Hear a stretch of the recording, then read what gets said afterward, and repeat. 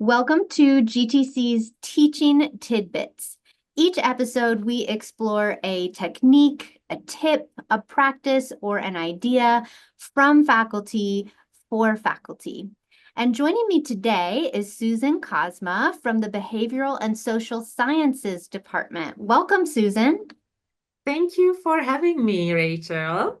Well, I was so excited when you reached out about your tip and what you're doing. So I think others are going to be excited to hear about it. And so I'm so glad you were available to do this. Before we hear your amazing tip, though, would you tell us a little bit about yourself, a little bit about your background, what you teach here at Greenville Tech, etc.? Okay, sure. Thank you.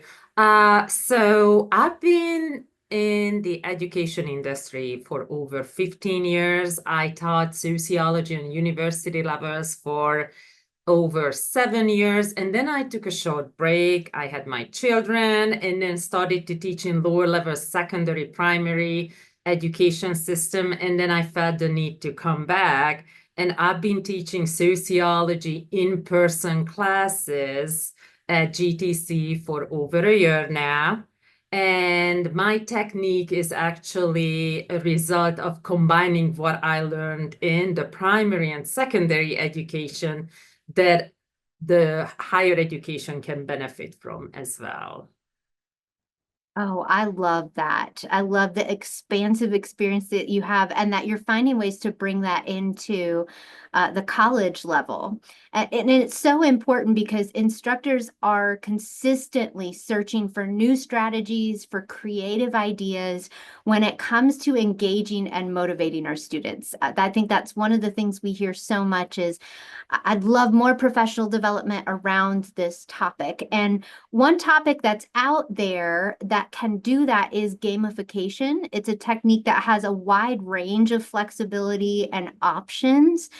And so today I'm excited because Susan is here to share a successful strategy that she has recently implemented in her class, a playful motivational game that she calls Money, Money, Money.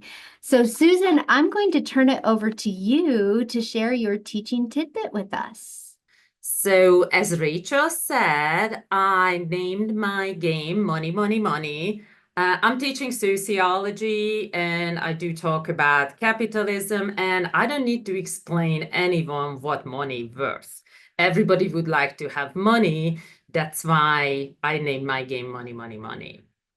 So the big question, how it all started, that as all of the instructors probably and good teachers, that what makes students come to class, especially on college level when attendance is not mandatory, and what makes them participate in the class? Because I think we all have been in a situation when we wanted the class to talk and then there was silence and it becomes awkward and you want student to engage, to converse and make the class interactive.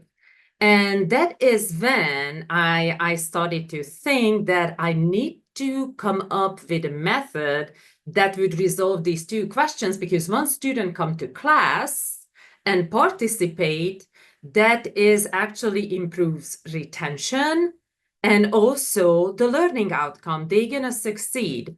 And that is when as I said earlier, I was teaching in primary and elementary education. And I started to go back, what did I do different when I was teaching younger students? And how could I reach my adult students? Because in elementary and middle high school, at least they had to come to the class, but at college level, it is optional. So, and this was one of my realization and experience when, because first I started to teach university level at other universities, and getting ready for my lectures took me a lot of time to make sure that I understood the connection. I have the level of expertise. I can go there and teach them. And little time was invested in how I deliver the material. Like, how will I transfer my knowledge beside the lecture, which is very obsolete?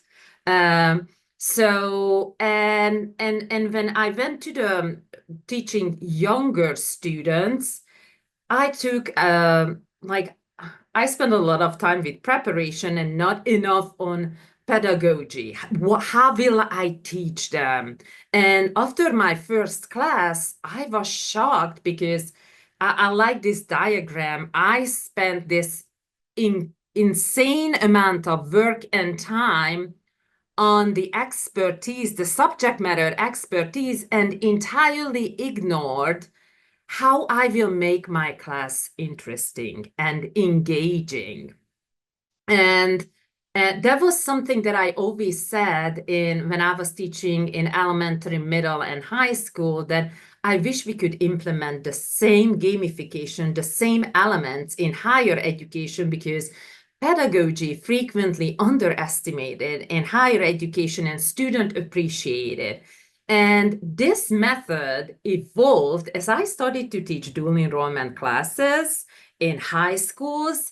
And for high school students, taking college credit classes is new. The setup, the amount of material we have to cover, and at some point probably it's intimidating for them, so they didn't want to participate initially. How important gamification is in the education system, in the higher education, because it greatly enhances learning. And it's not only that children like to play, like younger students, it doesn't matter. All adults like to play. It reduces the stress. It increase the engagement. There is an intrinsic motivation to come to the class. It also encourages active learning as there is more, not the passive learning that's on focus, but the hands-on, more interactive learning. And it also, if students come to class, if they want to come to class, that improves retention. And because they come to class, it improves the learning outcomes. And we are building many important soft skills that frequently people overlook, like collaboration, time management, communication. And also by playing games with students, it provides them immediate feedback. It's a feedback for me, feedback for them. And once everything is transparent for students, they are more willing to come, keep track, engage. They would do anything for these toy coins that I usually hand out for them. So how this game works, these are actual pictures of my student that I'm recently teaching. So this game is designed to increase student engagement and also make them come to the class and promote appropriate behavior. So as you can see, here are the toy coins that I'm handing out. They are collecting in their pencil bags. They have a pouch bag. Everybody has some special place where they store it. And I do tell them that make sure you have a designated place where you collect these coins, because I don't keep track of them. That would be a lot of work on my part, and I try to make it easy on myself. Like if you lose it, that is on you. So they are really like with their own money. I'm like, watch it as it was your money, because you have to keep track of it. So the rules of the game, they can earn coins and lose coins. And to be honest, very rarely take away coins from students, but there was precedent for that when I had to take coins for the student. But usually the way they earn a coin in a class is if they answer a review question correctly, they can get a coin. I frequently play Kahoot or interactive games in my classes as a review. So if they are among the top 3 winners, then they can get a coin. And also if they pay attention, they participate, they contribute to the discussion in the class, they can also earn a coin. And even if I forget to give them a coin, then they remind me that, Miss Susan, don't I deserve a coin? Or sometimes they even ask, like, is this question, I ask them a question, is this for a coin or just for free? So, so I use this coin frequently. However, it is very important that you make it a challenge to earn these coins. One of my rules, that nobody can earn more than 3 coins in a class session. I am not telling them this. I'm holding this standard to myself, so it doesn't lose its value, because if it's easy to make, then they're not going to appreciate when they earn a coin. So it's very valuable to them. And they can also lose coins when they don't pay attention in the class, they are doing something else, or if they are being disruptive, or if they fall asleep in the class. Then I take their coin. And the reward, what they can do, and that was another headache I had on college level, that usually most departments don't let student make up missed work. It's just a 0 and that's it. And honestly, it happens to the best of us when we can't complete something in time, or really something happened. And as instructors, we heard so many stories. Someone buried their grandma 4 times in a semester. So you don't know what is the truth. And I decided I don't want to detangle who's telling me the truth, who's not. So these coins can be used for various purposes as far as redeeming them. They can, if they collect 20 coins, they can make up, I teach 9 chapters. We teach 9 chapters in sociology, and there's an inquisitive, like online interactive assignment after a chapter. So if they give me 20 coins, they can make up one of the missed assignment. And it can happen at the end of the semester that they missed chapter 1 assignment. Then I said, I don't ask any questions. You just go back, you let me know that you made up the assignment, and I post a grade. And the note is like, student paid 20 coins. So I know that how much the student paid. That's why I changed her grade. But sometimes students have multiple assignments to make up, and they have to make compromises. So if they have 15 coins, they can again make up the assignment, but 10 points will be deducted. If they have 10 coins, then 20 points gonna be deducted, but anything is more than 0. And also, we have in sociology 3 exams. I have 3 exams in my classes, and making up exams costs a lot more. That's usually a semester work to collect the 40 coins, so a student can make up the exam. But again, if they have 35, I deduct 10 points, and if they have 30 coins, but they must have 30 coins at least. So I'm not going below, but 20%, 20 points will be deducted from the earned grade. Like here, the student was actually counting her 40 coins to make sure she can make up the exam she missed. And it's also excited. Sometimes they come in and they tell me like, I just need 4 more coins and I'm gonna have 40 and I can make up the assignment. So please call on me when I raise my hand.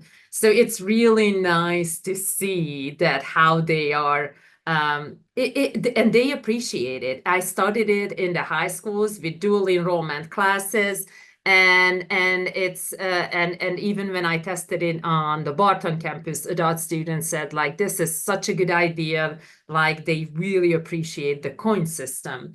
And then, of course, I had to think of students who are good students. They gonna do their assignment. They not gonna have makeup work, but I had to find some kind of motivation for them to engage. And maybe they would otherwise engage anyway, but I wanted to reward them for their hard work. So they can buy extra credit points.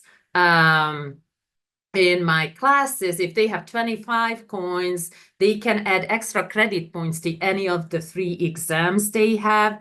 And how upsetting it is. I remember when I scored somewhere like 89, and I was just 1 point away from getting an A. And that is such a motivation for these high achieving students.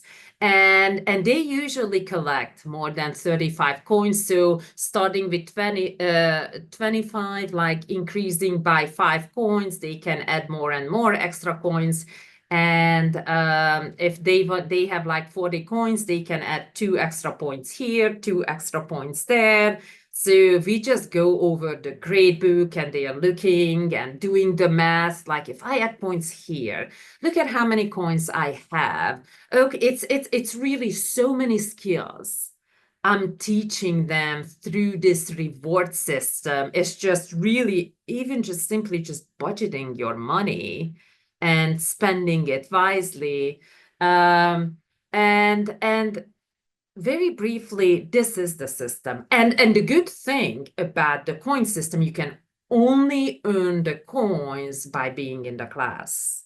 There are no digital coins. And about something, the rewards, like there are plenty of games, even in like for elementary schoolers, middle schoolers, when they play these fantastic video games and they have like virtual money they can spend on virtual things.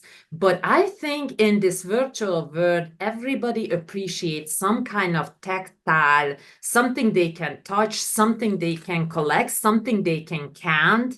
And students say that this is so awesome. They can count, they can see, they can track their progress, because the more coins they have, the more they have learned, the more they attended the classes, and the more they know because they answered correctly.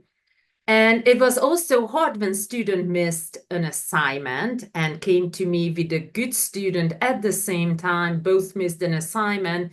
And how can I say that, oh, I know you were a good student. I'll let you make up the assignment. I know you didn't come to my class. I don't let you make up that assignment. So with this coin system, I really bridge that problem, because I just say, okay, let me see how many coins you have. That means you were here, you tried at least, you invested some effort. And if a student at the end of the semester has 8 coins, and I had a student like that, I'm like, I can't give you anything for 8 coins. If you would have been in my classes, if you would have participated, you would have more coins. And on average, I would say students end up with 30 coins. I have some with like 65 or 70. And then I had students with 8 coins. So there, and it also, it doesn't reflect in their grades. They don't feel bad. There's no anxiety attached, but it does send a message. It did send a message to the student who was coming with this good student, like 40 coins, training him for the exam, and he only had 8, that, oh, I didn't do something that the others did. So it is a good system that's working for me. It's student, as far as student goes, I tested it in dual enrollment classes, and then on the Barton campus, and I got predominantly, in fact, nobody ever said that this is so stupid, like we are playing this childish game, and it is a semester long. I have many games, but I keep them engaged. I make them come to the class by handing out these toy coins. And you can see this is the coins I purchased from Amazon. I think this semester I handed out like 900 of them. And I keep telling them, like, come on, trade it back in, because once the semester is over, this is going to be a useless toy coin and you won't be able to use it for anything. You worked hard for that. So make sure you trade it in. But they are still waiting for the third exam. And it's like, okay, I don't know which exam I should add it to. And it's interesting to see. And I love to see it's working. And they are very proud of their coins. They frequently stack it on their shelf and asking, so what are we playing? How much coins can we earn for this? I usually make them earn only 1 coin for a game. Like there's no, I never give like 2 coin for the first person, making sure that it is a challenge to earn a coin, so they appreciate it. That is so wonderful, Susan. Thank you so much for sharing this idea. I found myself nodding along or laughing at how invested they get into it, but also just thinking about when I was teaching full time, how I was looking for that perfect something to balance out the not accepting the late work. And a little bit of that struggle of I want to, I want to meet them where they're at. We also have to have this standard that is fair to each student in the class, and I love how this kind of creates that for you. It's still, and there's, like you said, there's so much that you're teaching them beyond just the class content. Uh, Early on, you pointed out you made it easier on yourself by making them responsible for holding on to and keeping track of those coins. And I thought that was such a great tip. And maybe something that someone watching this will be like, oh, I don't know how I could keep up with that. That will alleviate some of that concern. And it just makes it so much more um, approachable in that sense. And also then you're really helping the students continue to build that skill of responsibility and thinking about how they're going to use things. So I appreciate you sharing this. This is such a Thank you great for idea. letting me. I wish Yeah. I was teaching in the classroom so I could try this out, because I think this would have been one of those things that I would have come across and said, I think that would be a great way. And I know that our faculty are going to enjoy hearing about this and considering how they might implement it. So thank you so much. Thank you. The only side note I have is the only thing I have to keep track. I really try to make it easy Yeah. on the instructor, like professor friendly as it can be, Yes. is when they turn in the coins, I make sure I count them and I take a note on like, okay, so they want to make up this assignment, but this is very small work that's so easy to do. So it's Yes. really, I think it's very user friendly. Yes. And I imagine there's a ton of different tools out there, even like Excel spreadsheets and things that someone could easily create in order to make it, you know, to help them keep track of it if there were a slightly different way they wanted to do that. I love that. Yeah. Absolutely love it. Well, if you want to continue the conversation with Susan, please feel free to reach out to Susan. I have put her email here on the screen for you. It's first dot last name at gvltec.edu, as is the email address for each of us here at the college. So please feel free to reach out. If you have questions you'd like answered or specific topics you'd like to see us cover in the series, please let me know. I would love to hear from you. You can email me at rachel.cobb@gvltec.edu. And of course, if you have a teaching tidbit worth sharing or you know someone who does, I definitely reach out and let me know. I would love to invite you or that individual to record an episode and share your wonderful ideas and strategies with the rest of our faculty here at GTC. Well, that's this episode of GTC's Teaching Tidbits, and we will see you next time.